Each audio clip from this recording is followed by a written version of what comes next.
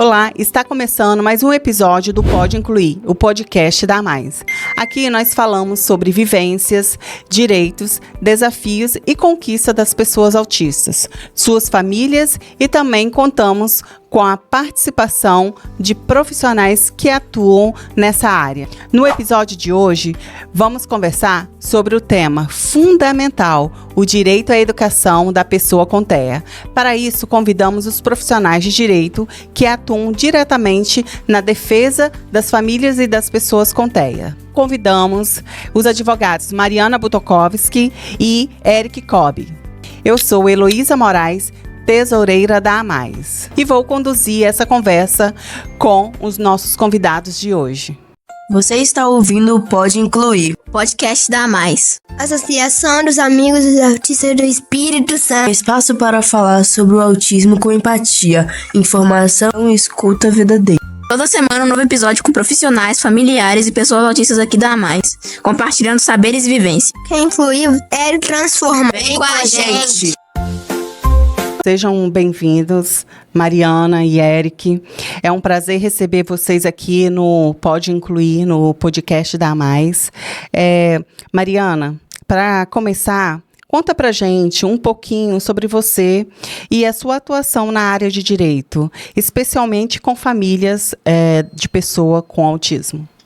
Bom, minha trajetória na advocacia começou há 5 anos atrás, quando, após eu fazer uma residência jurídica, eu tive acesso ao direito da saúde e me apaixonei pela área.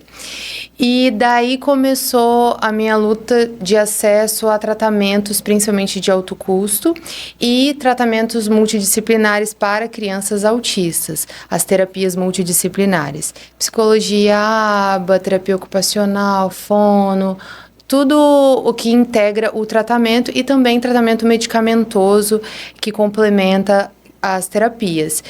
E além do segmento do direito da saúde, a gente tem uma atuação também para benefício assistencial, tudo o que vem de direito da criança com autismo como deficiência. Legal. E Eric, com você. Conta pra gente também sobre a sua trajetória profissional e como você atua na defesa dos direitos da pessoa com autismo. Legal. Eu já, embora advogue um pouquinho mais tempo que a Mariana, a gente idealizou esse escritório conjuntamente. Eu vi a Mariana ainda lá na faculdade, cursando ali a graduação, e ela estava um pouco perdida, Mari, a gente pode usar esse termo? Ela estava um pouco perdida no que seria a advocacia. E a Mariana sempre foi uma pessoa com muito propósito. Pelo menos ela tinha um viés social muito forte. E ela claramente não se encontrava na profissão do direito, que é um ambiente um pouco hostil para quem tem esse viés muitas das vezes. E ali, em uma das conversas que a gente teve, eu falei, Mari, olha, você não precisa necessariamente fazer algo que você não concorde, porque ao tempo da graduação, ela passou ali por alguns momentos um pouco turbulentos, vivenciou alguns estágios que ela não curtiu muito. E ali a gente, já estando nessa estrada há algum tempo a mais, hoje já tenho aí 10 anos de advocacia. Eu pude ver nela um potencial incrível de usar o que ela tem de melhor como ser humano para tirar disso um proveito social que ela queria tirar. E ali junto, ela estava na Procuradoria do Estado à época, na parte responsável por medicamentos e tudo aquilo que envolve o judiciário e medicamentos, então ela estava defendendo o Estado naquela época, ela estava do outro lado da banca. Eu falei, Mário, olha só, isso daí você pode advogar nessa área e ter bons resultados com isso, bons resultados profissionais, encontrar aí um ponto de equilíbrio entre a sua profissão e o que você deseja ser como ser humano, e acho que você pode ajudar muita gente aí fazendo dessa maneira.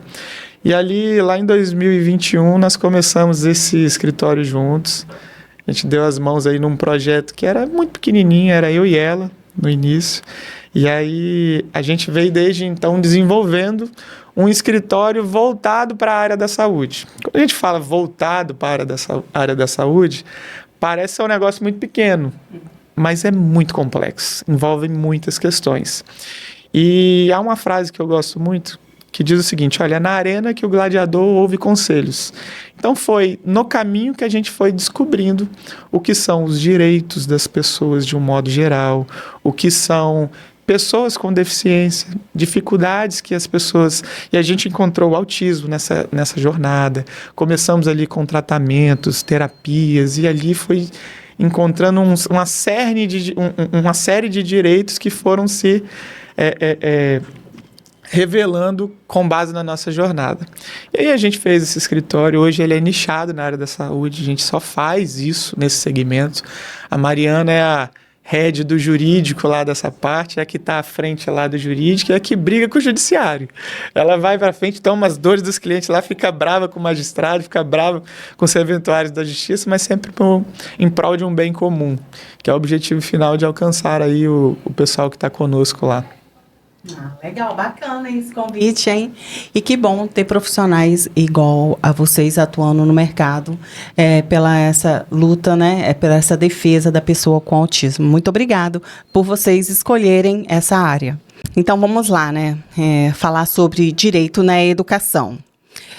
Com a pessoa com autismo, que acaba sendo também para a pessoa com deficiência, né? Eu adoro essa parte. Tento estudar bastante, não sou entendedora, mas eu tento o máximo estudar um pouquinho para entender, não só a questão de direitos, mas de dever também, né? Isso, porque isso é importante também falar. Não é só ter direitos, nós temos deveres também. Sim. Então, Mariana, quando falamos em direito à educação da pessoa com TEA, o que a legislação brasileira garante hoje? Bom, num primeiro ponto, a gente tem a Constituição. Eu até brinquei hoje mais cedo com ele falando que existem direitos que nem precisariam de legislações específicas, porque na Constituição todos já têm direito à educação e a gente também tem o direito de não sofrer uma discriminação. Só que, para somar com isso, a gente tem a lei das pessoas com deficiência e, mais específico ainda, a lei das pessoas com autismo. E, além dessas, ainda tem uma lei específica, que é muito antiga, de 89, que vai falar sobre a inclusão social das pessoas com deficiência. E nela também a gente tem sobre o direito à educação. Então, basicamente, a lei e a Constituição dizem que a pessoa com deficiência, seja criança ou adulto, tem direito a estar inserido num contexto educacional, e aqui é pré-escola, é ensino fundamental, é o ensino médio, é faculdade, é curso profissionalizante, é em todas as etapas, tanto no segmento particular como no público. E aí, eu gostaria até de fazer uma observação, porque às vezes quando a gente fala do direito da educação da pessoa com deficiência, a pessoa já pensa na educação especial. Mas não se limita a isso. A educação especial, ela é um dever do poder público, está na lei esse dever, então o poder público tem que instaurar ali estabelecimentos com a educação especial, só que quando o aluno com deficiência, com autismo principalmente, ele tem a capacidade de estar no ensino regular, ele tem o direito de frequentar o ensino regular. Ele não tem que ser remanejado para a educação especial. E aí é que entra a importância da legislação, que é o tão famoso acompanhante especializado, que é aquela ajuda, aquele acompanhamento, o nome já diz especializado, se não deveria ser, para que a criança ela tenha o suporte e consiga exercer o direito que a pessoa sem deficiência vai exercer sem dificuldades. Sim, e quando a gente fala isso é importante você falar, né? Porque muitas famílias, às vezes, não sabem, não entendem a questão desse direito. E a própria escola, às vezes, levam isso para nós, dizendo que essa questão do direito é referente à pessoa especializada lá da educação especial, a professora de educação especial, né? Mas só que a educação especial, geralmente, é feita no contraturno, né?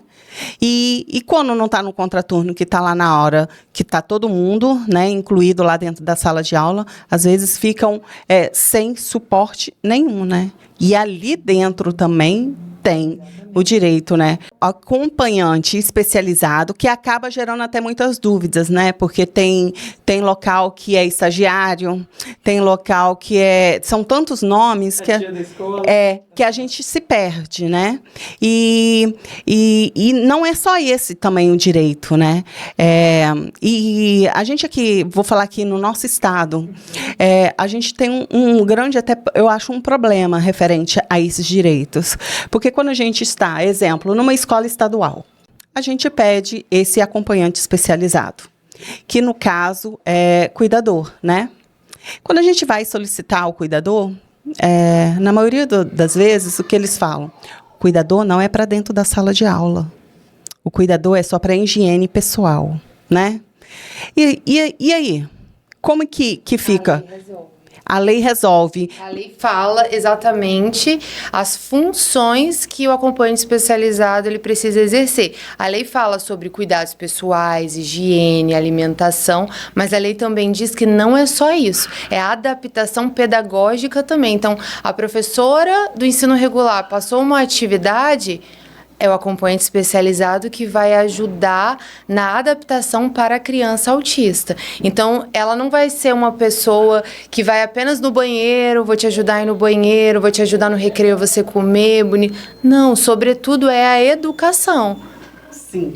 A verdade é que o acompanhante ele vem para a realidade para servir de fato como um gap. Porque a pessoa com deficiência ela vai ter, sim, uma dificuldade ou outra relacionada ao dia a dia de uma pessoa comum. Isso é natural. Se você me perguntar quem é a pessoa que mais conhece a pessoa com deficiência, é a pessoa que mais convive. Isso é fato. Então, você como mãe, Heloísa, você conhece o seu filho muito mais do que qualquer professor, do que qualquer pedagogo, porque justamente você o acompanhou ao longo do tempo.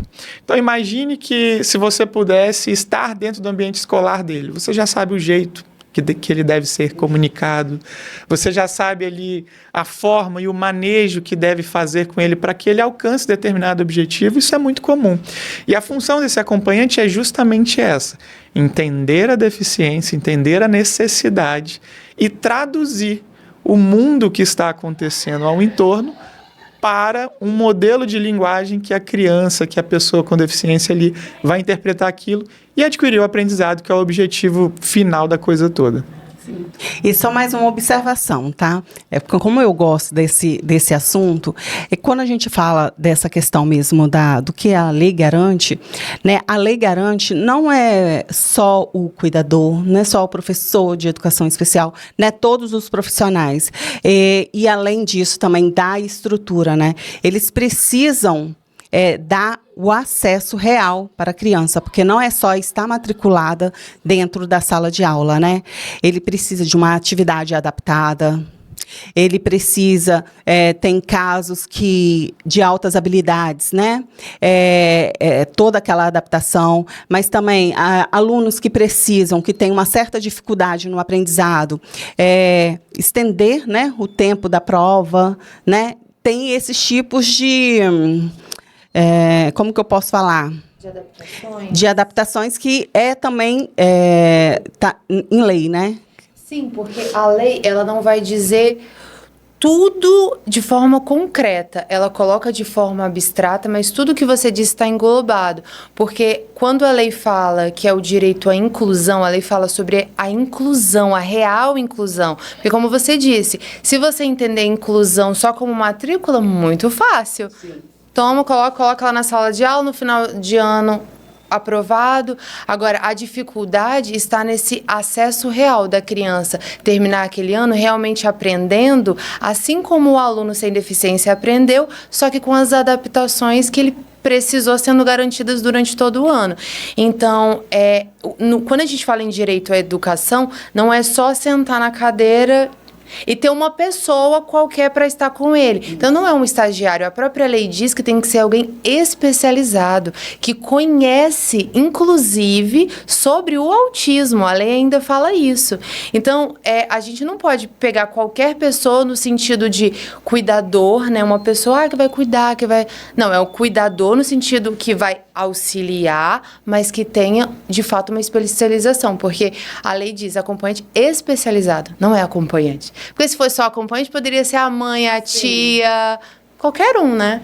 Isso também já traz um ponto importante, porque, veja, existem níveis de garantias de direito. Quando a gente fala da matrícula, é um direito. Tem gente que anda negando matrícula por aí para uma criança com deficiência. A lei garante esse direito da matrícula, do acesso. O que a gente está discutindo aqui é algo muito mais profundo. Não basta só estar matriculado, não basta só ter o direito. É preciso que isso tenha efetividade.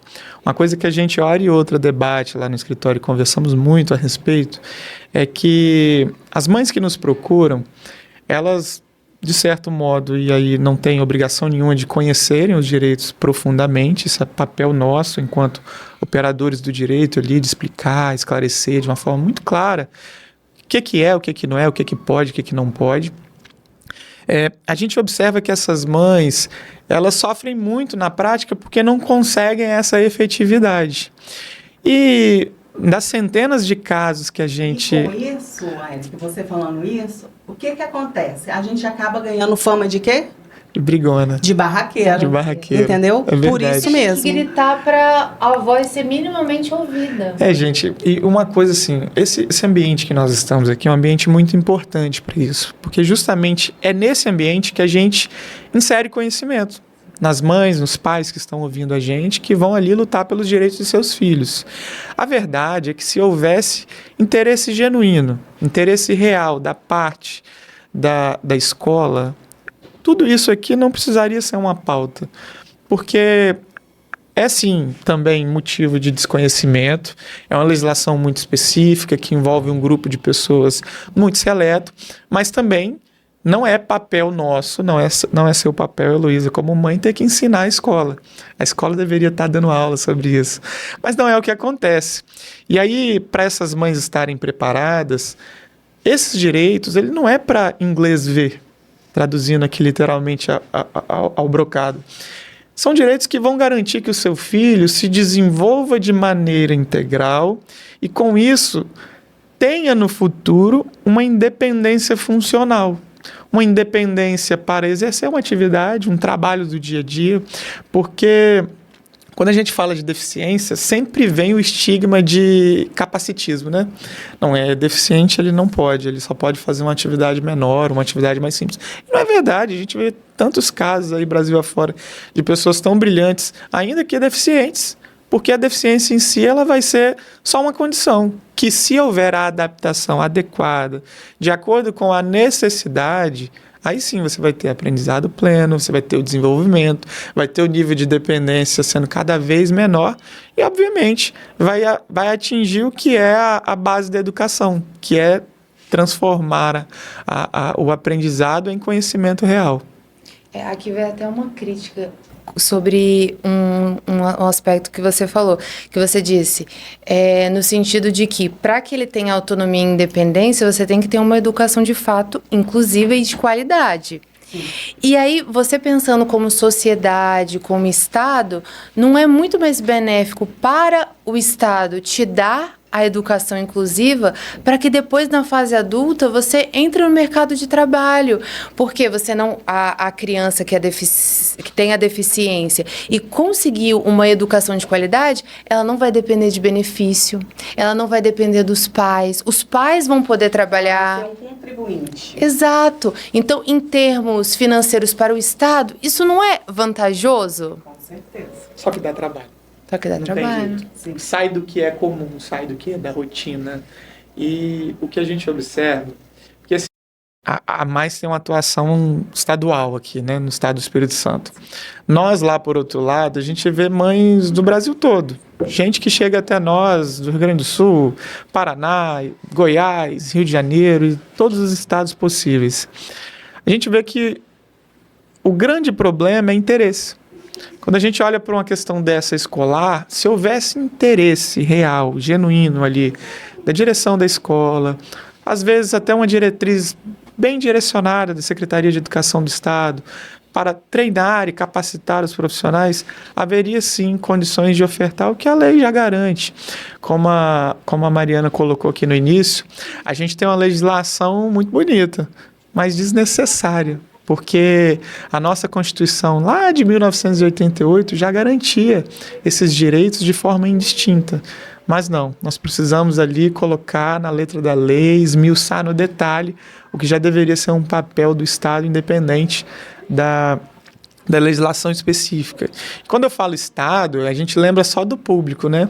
Mas a escola particular, enquanto aproveitadora ali da sua função social, ela também exerce naquele momento, enquanto fomentador da educação, o papel do Estado. Então, independente se é no Sul, independente se é no Estado, pela Secretaria de Educação ou uma escola particular, os deveres são os mesmos, não mudam. Sim. E infelizmente, hoje até pagando, né? Infelizmente tem escolas que recusam os alunos por eles terem algum tipo de deficiência. Infelizmente. Ontem, quando você falou na falta de interesse, ontem uma mãe que ela é do Maranhão. A gente tem um processo judicial para terapias, só que é aquela coisa, né, que a família atípica não é só a terapia, tem tudo em volta. E aí o filho dela estuda na escola pública, e aí esse mesmo problema do acompanhante é um estagiário. Aí ela, como tem condições financeiras e não estava aguentando mais aquilo e não queria também lutar, né, aquele cansaço, aquela fadiga mesmo, cansei, vou pagar. Aí ela alinhou, pagou, conversou com a diretora, a diretora falou, não tem problema, pode vir e tal. Dias se passaram, a secretaria lá do estado dela notificou ela dizendo que ela não poderia colocar alguém estranho ao corpo dos profissionais que ali trabalhavam para trabalharem ali dentro. E aí ela me mandou um áudio assim, você vê a revolta assim, poxa, eles não me fornecem, mas eu também não posso eu mesma levar? Que mal que vai fazer? Se a própria escola, se a própria diretora aceitou e já reconheceu que não tem esse profissional para ajudar meu filho. Entende? A amplitude. E assim, quando a gente fala nessa questão de inclusão, né? A inclusão, para mim, ela é mais que uma lei, não precisaria de lei desse papel. Porque inclusão, para mim, é um amor ao próximo, né? É empatia.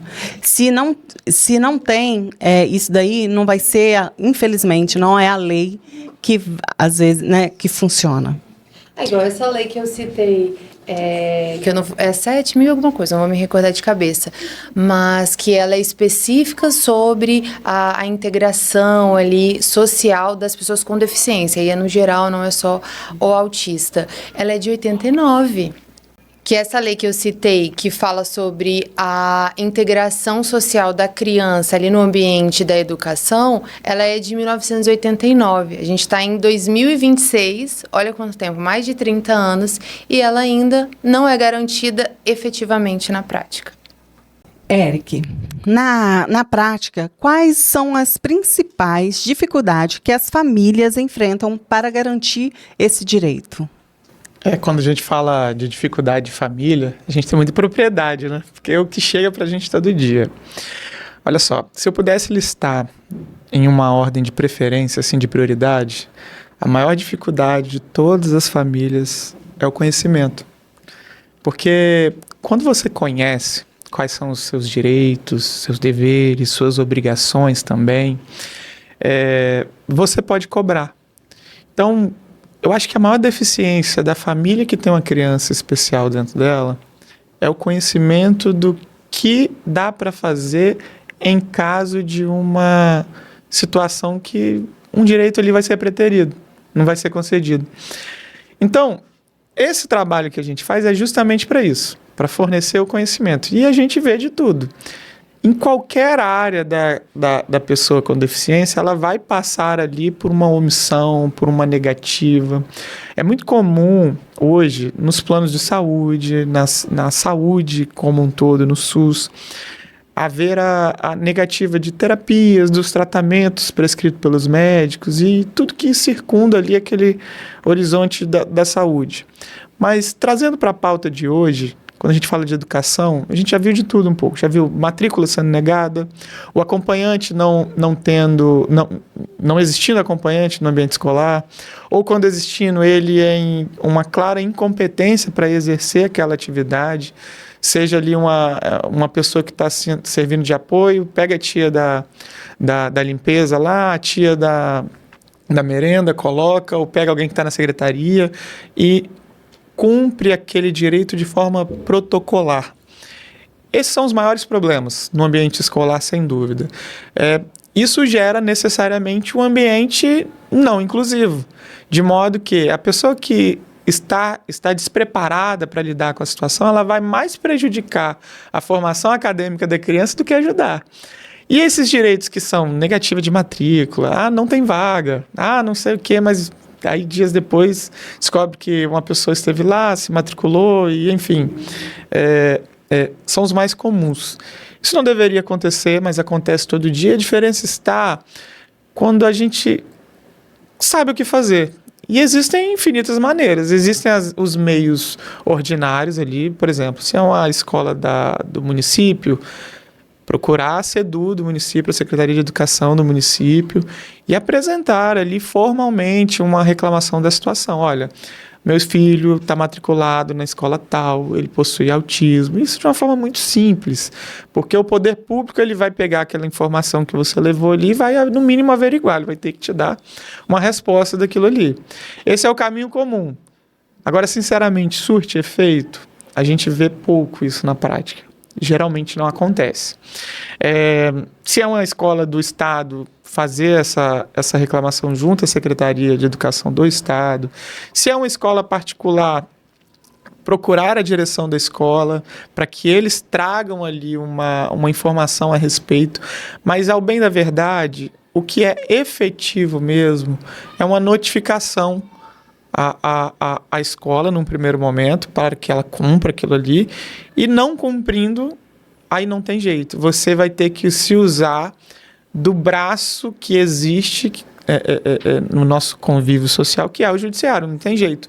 Nós tentamos incentivar a todo custo a não judicialização, porque, gente... A conversa é o melhor caminho. O melhor caminho para resolver os problemas que vocês têm não é o processo judicial. O processo judicial, ele deve ser aquela bala de prata. A última alternativa. Nós não queremos abarrotar o judiciário de ações vazias e desfundadas, muitas das vezes. A gente quer ali que a coisa se resolva. E, às vezes, uma notificação à escola resolve. Às vezes, uma notificação, uma conversa com a direção da escola resolve. Agora, o que a gente vê também é muito comum, a gente vê pais e mães procurarem a gente antes mesmo de terem tentado o diálogo. E aí a gente, como o primeiro juiz da causa, já orienta, olha, você já conversou? Vai lá, conversa, vamos dar um prazo aí de 10 dias para a escola te dar uma resposta, para ter uma efetividade disso daí.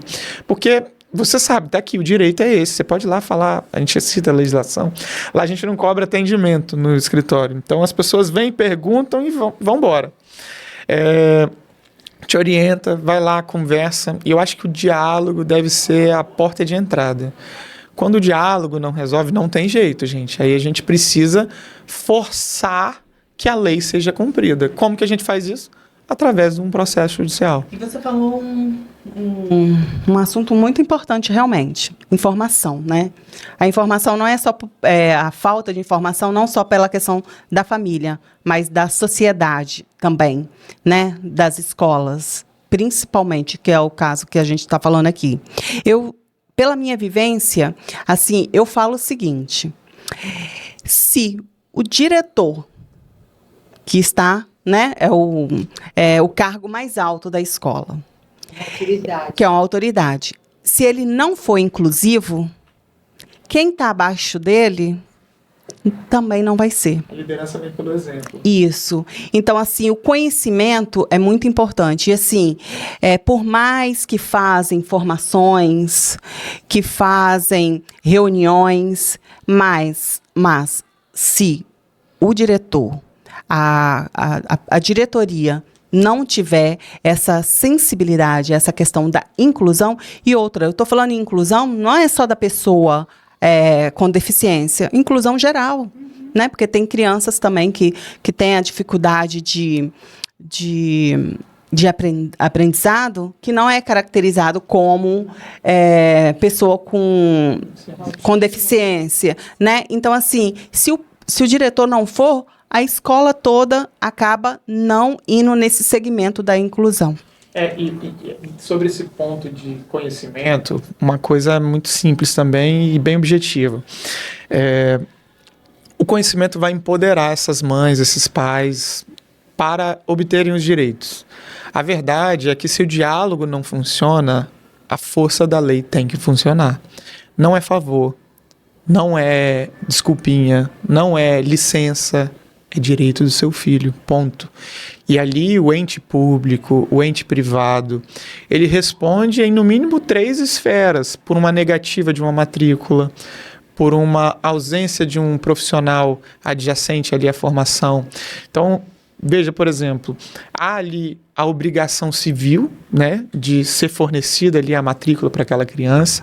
Há ali uma obrigação já indenizatória por essa negativa discriminatória. Há também uma responsabilização legal na parte criminal da direção da escola, que responde com pena de prisão, com pena severa da lei. É o que está na legislação. O que essas mães devem ser instruídas é: olha, eu estou te pedindo para você fazer o que está na lei. Mas se você não fizer, eu vou atrás desses direitos. Eu vou remeter o ofício ao Ministério Público. Ele vai atrás dessas explicações para você aqui. Você vai ter que explicar por que no dia tal eu estive aí procurando uma vaga e não tinha, e no mesmo dia o meu vizinho conseguiu para o filho dele. O que aconteceu com o meu filho que não conseguiu? Então, essa é a diferença de um empoderamento do conhecimento. E há também, obviamente, as penas administrativas, né? Ali feitas pela própria administração pública para aquele diretor, aquela escola que não respeitou a legislação. Tem um ponto também muito importante que a gente não pode esquecer, que, antes de tudo, o diálogo, mas um diálogo comprovado. Então, não pode só ficar na ligação, no atendimento presencial. Não, é por isso que ele falou da notificação. A gente precisa de coisas por escritas, comprovadas, que você foi lá, pediu matrícula e foi negado. Que você foi na CEDU, pega um protocolo, alguma coisa. Porque quando a gente fala também em judicialização, que é a última alternativa, a gente precisa comprovar que esse diálogo foi tentado e que não teve êxito. E para isso, como? Através de algum documento. Então, precisa haver essa comprovação de toda essa conversa de que você tentou. E aí não só a matrícula, mas também o acompanhante, né, o cuidador, o mediador ali escolar, de tudo. Sim. Sempre documentar. Então, como eu gosto um pouco dessa área, na verdade, eu passei a gostar para eu me empoderar, né? E assim, então, assim, algumas famílias também sempre que me procuram com alguma dúvida na parte de educação, e uma coisa que eu sempre oriento a todas as famílias: vai fazer uma reunião na escola, pede para registrar na ata. Vai falar, não importa do que vá falar lá na escola, sempre bom pedir para estar registrando na ata. E outra, e se possível também, pedir a cópia, porque também temos o direito da informação, né? E às vezes a escola fala assim: mas a gente não pode fornecer porque está falando, né, de menor, coisa e tal, mas só que está falando do menor, e quem que é o responsável do menor? Não é a mãe? Ali, né? Também tem muito disso, né? Essa parte de documentar tudo isso que a gente está falando, ela é importante porque, veja, a gente precisa demonstrar, em caso extremo de um processo judicial, todo o contexto. Olha, eu tentei nessa reunião, eu tentei aqui com a Secretaria de Educação, eu tentei pela via administrativa e eu não tenho mais como resolver o meu problema. Então, o judiciário, me socorre aqui, faça cumprir o que está na lei, porque precisa ser cumprido. E ali há uma diferença muito grande entre só pedir e pedir com fundamento. Então, isso dá muito mais robustez na hora de você apresentar um pedido, de contar a história do que realmente aconteceu. Então, se possível, registre, mande um e-mail para a escola. Infelizmente, a realidade do Brasil é que nós temos muitas pessoas com analfabetismo funcional. Então, o e-mail está difícil, grave a ligação. Olha, vou gravar essa ligação porque eu preciso que você resolva o meu problema. Então, junte provas de que você está tentando resolver. Porque quando você chegar para resolver no judiciário, isso vai contar como fundamento até da própria decisão do judiciário. Olha, a mãe tentou nessa vez, tentou naquela. E isso vai sendo muito mais robusto para fundamentar o seu pedido lá na frente. Sim. Então, assim, Mariana, a gente já falou um pouquinho aqui desse assunto, mas, assim, muitas famílias não sabem por onde começar quando a escola não cumpre a lei. Qual seria o primeiro passo? O primeiro passo é o diálogo, como a gente falou, tentar de forma administrativa. Olha, seja a questão da matrícula, seja a questão ali da educação inclusiva quanto ao mediador escolar, tentar naquele mesmo órgão. Foi o diretor, foi o órgão ali interno da escola, tenta conversar. Não resolveu? Se for de ensino público, vá à secretaria de educação, levar esse registro, como você já até mencionou, que já teve que se socorrer aí na sua vida particular. Agora, quando é uma escola particular, se aquilo está sendo negado, eu não vejo outra saída senão a própria judicialização direto. E aquela questão, sempre documentar tudo, como ele falou, seja a gravação, seja uma notificação, pedir para assinar um requerimento, não precisa ser nada bonito, faz um requerimento digitado e pede a pessoa para assinar, para comprovar que você fez esse pedido administrativo. Então, esse é o primeiro passo, porque se você não conseguiu resolver administrativamente, daí a gente vai para a última alternativa, que é a judicial, para que tenha acesso, seja ao profissional, seja à matrícula, e também para que aquela autoridade ela sofra as penalidades. Como ele falou, a lei ela cita de forma explícita, que inclusive responsabilidade criminal, de prisão mesmo, reclusão, fala de multa de até 20 salários mínimos, que pode ser que nem a pessoa, a autoridade que está negando, sabe que ela pode sofrer aquilo. Então, às vezes, se a mãe, o pai chegar e dizer, olha, existe a lei tal que fala assim, você pode, inclusive, ter uma responsabilidade criminal. Às vezes, até assusta a pessoa. Pode ser que resolva, pode, mas pode ser também que não resolva. Então, assim, Eric, muitas escolas, né, dizem no início do ano que estão se organizando ou que o acompanhante ainda está sendo providenciado, né? Mas eu queria trazer a realidade de muitas famílias e inclusive a minha. O ano letivo ele começa, o laudo é entregue, né? Todos os documentos, e o autista ele entra na sala sem o suporte que a lei garante. Enquanto a escola se organiza, essa criança ela vive frustração, né, ansiedade e a exclusão, né, todos os dias. Do ponto de vista legal, essa justificativa é aceitável? E em que momento que essa espera deve ser tolerável para ser claramente violação de direito? Bom, é uma desculpa muito comum, né? Que a gente encontra hora e outra aí. Já de antemão, respondendo bem categoricamente, não. Isso não é desculpa, não é tolerável, não é aceitável. Mas existe um abismo entre o que é possível e o que é só um sonho, vamos dizer assim. Então, eu acho que isso vai depender de cada caso, viu, Luísa? Por quê?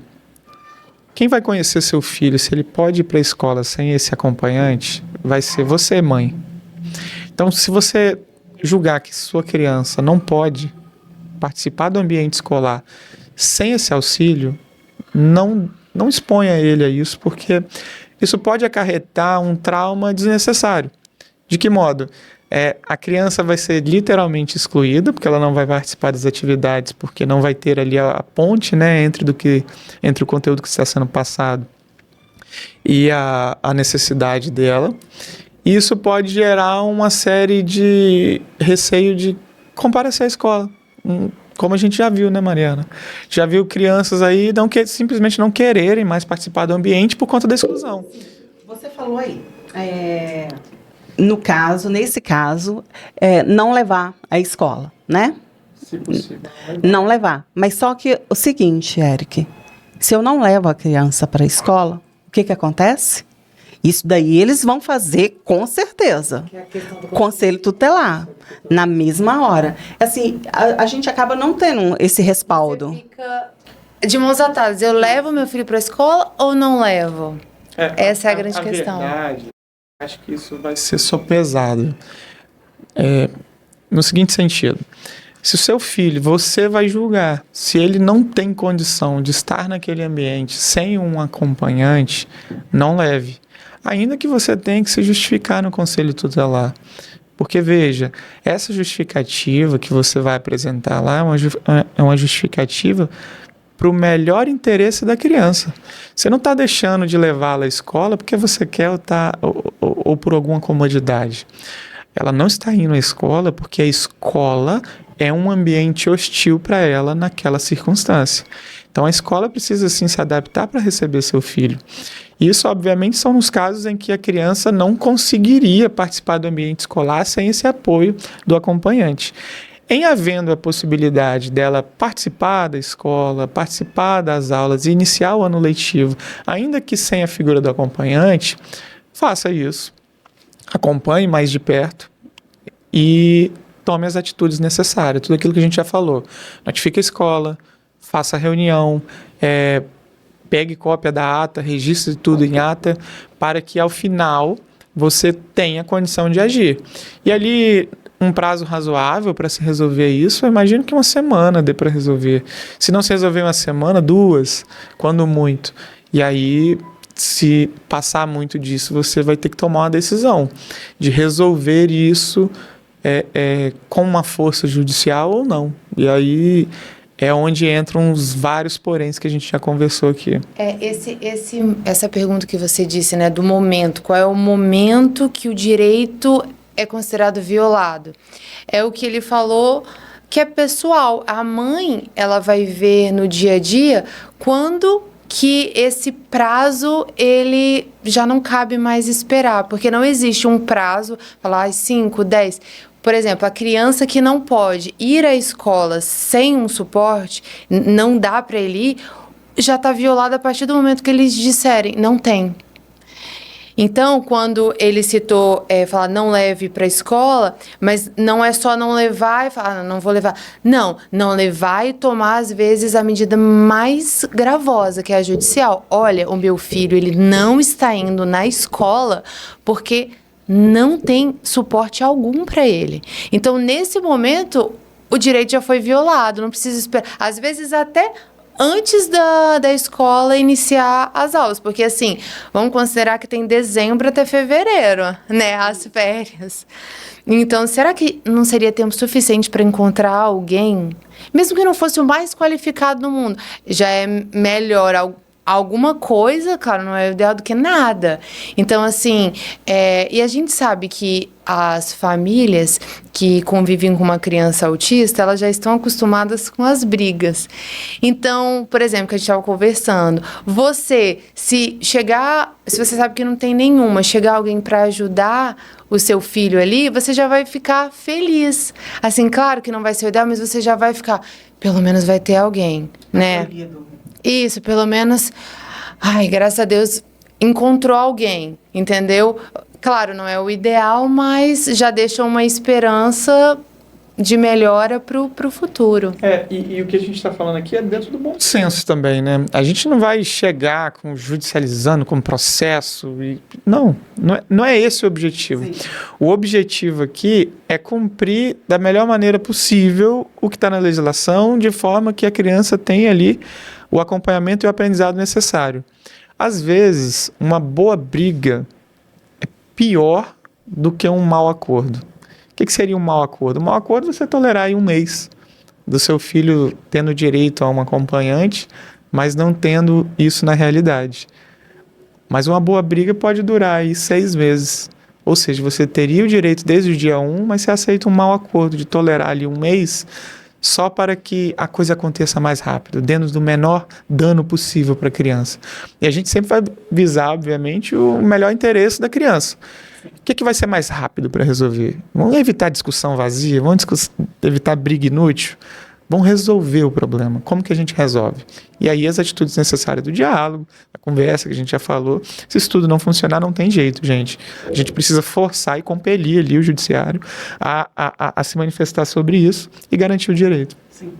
E também é importante, né, a gente falar que não é só porque a criança é autista que ele tem direito a esse acompanhante especializado, né? Porque, às vezes, nem todos precisam desse acompanhamento, né? Eles podem precisar de uma adaptação, mas não do acompanhante também, né?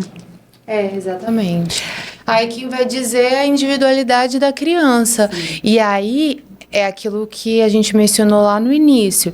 Às vezes a criança, ela não vai precisar de ajuda com cuidados pessoais, não vai precisar de ajuda na alimentação, mas vai precisar na parte pedagógica. Às vezes não vai precisar de uma coisa, mas então é a individualidade da criança. O acompanhante, ele vai ser para tudo isso, mas de acordo com o individual da criança que ele está lidando. Vocês percebem que ainda existem muita desinformação sobre esses direitos, tanto na parte dos pais, quanto na parte também da sociedade, da escola? Muita, com certeza. Sem sombra de dúvidas, informação é o que está faltando na rua aí. E a gente fala isso com propriedade, sabe? Porque o que eu vejo de criança, de pais aceitando um cala-boca qualquer, tipo assim, olha, você tem direito a tanto tempo de terapia, mas o plano de saúde só vai te oferecer metade disso. Ela não sabe do direito dela, que é a obrigação do fornecimento, então ela acaba por ausência de informação aceitando aquilo ali que está sendo ofertado, pelo menos está fazendo, quando na verdade aquilo ali pode nem ter o resultado útil que a criança necessita, que é o desenvolvimento. As terapias servem para isso, para desenvolver a criança, adaptá-la ao mundo real e torná-la cada vez mais independente. Então, acho que se as pessoas tivessem acesso à informação de que dá para resolver esse tipo de probleminha do dia a dia, dá para resolver se não tem um atendente, se não tem um acompanhante terapêutico dentro da escola, se não tem a terapia adequada, se não tem... Dá para resolver. A verdade é que quando as pessoas têm esse conhecimento, elas passam a ser empoderadas por ele e têm a opção de agir. A opção de agir e trazer o resultado útil que o filho precisa, que a filha precisa.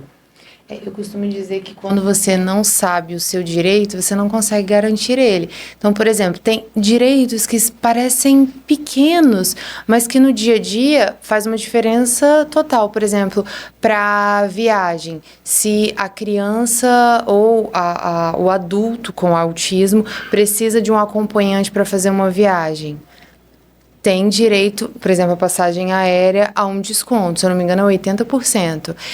Da mesma forma, para o lazer, para ir para o cinema. Então, são coisas do dia a dia. Servidor público, por exemplo, tem direito à redução de jornada de trabalho. E aí, às vezes, as pessoas elas não sabem. Isenção de impostos para comprar carro, que dá um desconto para a pessoa conseguir. Isenção do IPV. Tem muitas coisas que, às vezes, as pessoas não sabem, ou às vezes sabem, mas acho que vai dar trabalho, vou deixar para lá.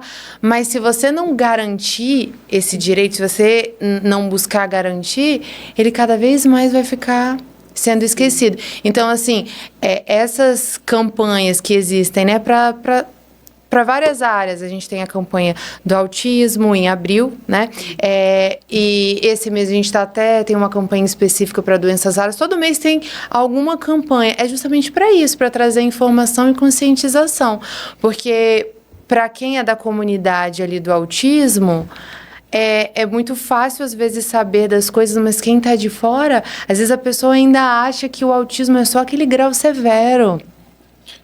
E eu costumo dizer também que, assim, ter o conhecimento é importante, mas estar bem orientado quanto a esse conhecimento também é tão importante quanto. Porque, veja, um exemplo que eu sempre dou lá no escritório é que a advocacia funciona como a medicina. Quando você tem um problema no coração, você não vai procurar um neurologista. É natural que você procure um cardiologista. Na advocacia é a mesma coisa. Se você tem um problema nessa área específica de direito de pessoas com autismo, não procure um advogado, um escritório que não tenha especialidade. Porque, veja, o que a gente já pegou lá no escritório de casos, por exemplo, para o benefício de prestação continuada, o BPC-LOAS, em que há um pedido genericão lá, em que daqui a condição da família é essa, aí há a negativa por conta da renda. Às vezes, por não ser especializado na área do autismo, a pessoa que fez o pedido ali não vai saber que é deduzível da renda familiar os custos com a criança, o transporte, aquele remédio, a fralda quando necessário e tudo que envolve a doença. Então, é muito comum a família ter o direito ao BPC-LOAS, ele ser negado porque ela tem uma renda per capita maior, mas na hora de fazer a conta da renda per capita, não ter a subtração dos custos ali. Então a gente já viu vários casos do BPC-LOAS sendo negados por falta de conhecimento mesmo, de que os custos com a criança, as despesas ali de plano de saúde, transporte, as necessidades oriundas ali da deficiência, não sendo descontado da renda per capita, e aí é uma negativa. Isso fatalmente acontece no âmbito administrativo, ou seja, a Previdência ali, o INSS, vai fazer a negativa. Para você resolver isso é só no judiciário, não tem jeito. Mas isso a gente vai deixar para outro tema, porque BPC-LOAS é muito complexo. Eu não sabia disso. Pois é. Na verdade, a grande maioria, né, não sabem. Só que, infelizmente, como ele disse, administrativamente não é levado em consideração essas contas. Mesmo que você junte lá no seu requerimento, vai fazer o cálculo ali simples. Só que, na realidade, quando a mãe, a família tem custos com aquela criança, transporte, pode ser até plano de saúde, alimentação específica. A gente sabe que tem crianças autistas com seletividade alimentar, enfim. Isso é dedutível judicialmente e aí elastece aquele limite de 1/4 do salário mínimo. Entendi. E assim, eu quero sair um pouquinho, né, do roteiro. Eu quero fazer uma pergunta, assim, olhando para a vida real das famílias e olhando também para a vida lá dentro da minha casa. Para um adolescente autista, cada dia sem suporte dentro da escola não é neutro. Ele machuca, ele deixa marcas, afeta, né, a autoestima e o aprendizado do autista. Quando o ano letivo começa, né, a gente já entregou tudo, inclusive o laudo. A família fez tudo certo, mas a criança segue sem acompanhamento. Quem está falhando nesse processo? E mais do que isso, quem responde por esse prejuízo emocional, pedagógico, que vai se acumulando dia após dia? Pergunta. Bem profunda, né? É o adolescente e a própria família, né? Sobretudo a mãe e o pai, quem vai sofrer diretamente com isso. E é uma questão também que ela é muito profunda, porque veja, você ali enquanto indivíduo, você fez sua parte. O Estado não está fazendo a dele. E aí? O Estado, na verdade, ele é o maior infrator das leis que ele mesmo cria. Então ele cria uma série de regras e normas que deveriam ser executadas e ele mesmo não cumpre. Então quando isso acontece, o dano é inevitável. O dano social, o estigma ali da segregação, a questão interna que acontece ali, que muitas das vezes nem você como mãe, Luísa, vai conhecer. Você vai ver ali a parte externa, o que está mudando no comportamento, mas no íntimo mesmo do seu filho, por exemplo, você não vai conseguir entender genuinamente o que acontece, porque é uma variável muito grande, é um espectro muito complexo. Mas tudo isso vai acontecer, não tem jeito. Infelizmente, a notícia não é boa. Vai acontecer. A diferença está em quem vai agir diante de uma situação dessa e quem vai deixar que as coisas sigam ali no decorrer da correnteza. Então, eu acho que uma ação imediata, uma ação enérgica, resolutiva, para resolver o problema, ela vai depender muito da garra da mãe. Então, vai ser, nessa história toda, no final do dia, mais uma batalha. Porque até aqui já tivemos tantas, não é verdade, Heloísa? Sim, com certeza. Então vai ser mais uma. E o que vai diferenciar quem vai resolver o problema de quem não vai resolver é não se calar, não se curvar a esse tipo de situação. E ambientes como esse aqui, novamente, só incentivam o conhecimento, o empoderamento de mães e pais para que não se sucumbam, não se rendam a esse tipo de situação. Importante. Mariana, que mensagem você deixa para as famílias, né, de pessoas com TEA que estão lutando pelo direito da educação? Bom, é muito profundo, mas eu acho que o que eu dou de maior conselho é não desistir.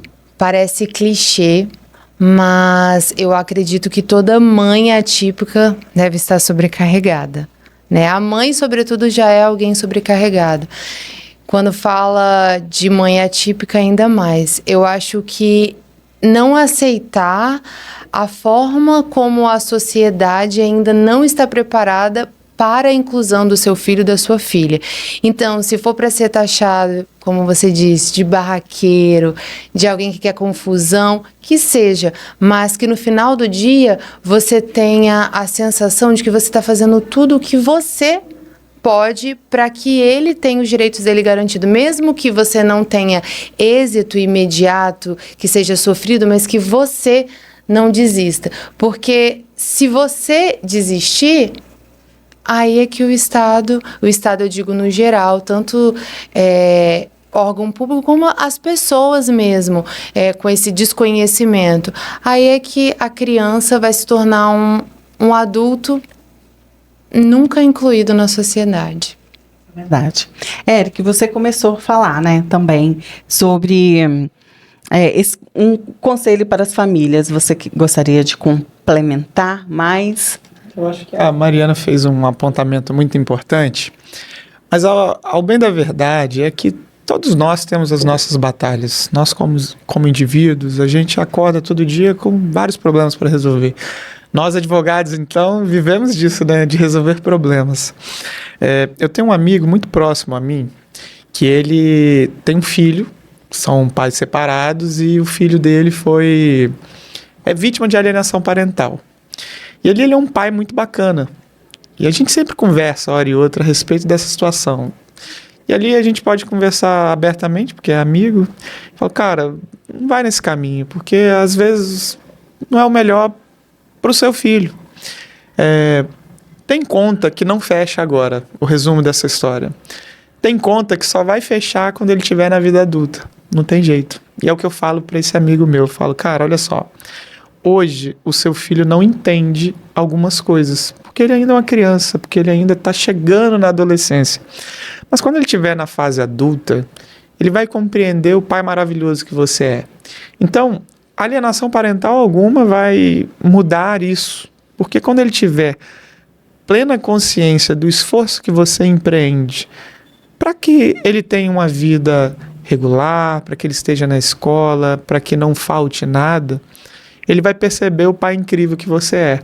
E não tem jeito. Essa é uma luta, assim como desse meu amigo, muitas das vezes silenciosa, que só você mãe, só você pai de uma criança autista vai entender. Nós aqui não temos nem lugar de fala a respeito disso. A gente fala dos problemas que a gente vê vocês sofrerem todos os dias. Mas a bem da verdade é que com o passar dos anos, essa conta vai fechar. Porque você vai ter ali um filho mais independente, você vai ter um filho socialmente aceito, socialmente independente, que não vai necessitar de apoio para coisas simples da vida. E isso vai ser resultado útil das batalhas que você não deixou de lutar, que você encarou de coração aberto, de frente mesmo. E a orientação, o conselho que eu daria é esse: continue. Porque no final do dia, só você e Deus vai saber o que se passa, e o resultado disso tudo vai ser, sim, uma vitória muito grande lá na frente. Sei, bacana. E Mariana e Eric, muito obrigada pela participação e por compartilharem informações tão importantes com a gente. Tenho certeza que esse episódio vai ajudar muitas famílias a entenderem e buscarem os seus direitos. Eu agradeço. Muito obrigado, é um prazer estarmos aqui com vocês. Até a próxima, então, hein? Até. E a você que nos acompanhou até aqui, o nosso muito obrigado por estar aqui com a gente. Queremos encerrar fazendo um agradecimento especial aos profissionais da educação, que escolhem todos os dias fazer a diferença. Professores, cuidadores, equipe pedagógica e gestores, que acolhem, escutam e aprendem e constroem caminhos de inclusão dentro da escola. O trabalho de vocês transforma vidas. Para uma pessoa autista, um olhar atento, um gesto de respeito e um ambiente preparado podem mudar toda a trajetória escolar. A AMAIS acredita e defende que a educação é um direito de todos, sem exceção, sem espera e sem exclusão. Sigam com a gente no Pode Incluir, acompanham a AMAIS nas redes sociais e seguimos juntos por uma educação verdadeiramente inclusiva. Até o próximo episódio.